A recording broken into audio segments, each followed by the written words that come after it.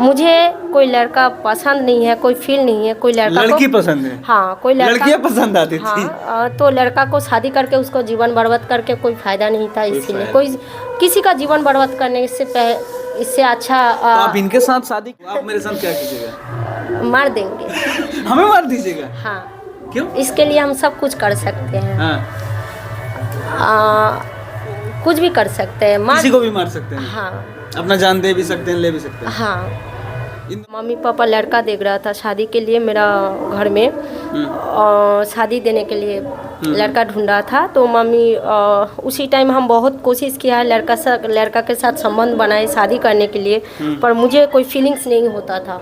लड़कों की तरफ आपका कोई फीलिंग्स नहीं होता था। मम्मी पापा को बोले हैं, मम्मी पापा भेलोर में लेके गया था हमको, तो भेलोर में हमको काउंसलिंग कराया गया है और भी बहुत चेकअप हुआ है। बोला है डॉक्टर साहब जो ये नॉर्मल है,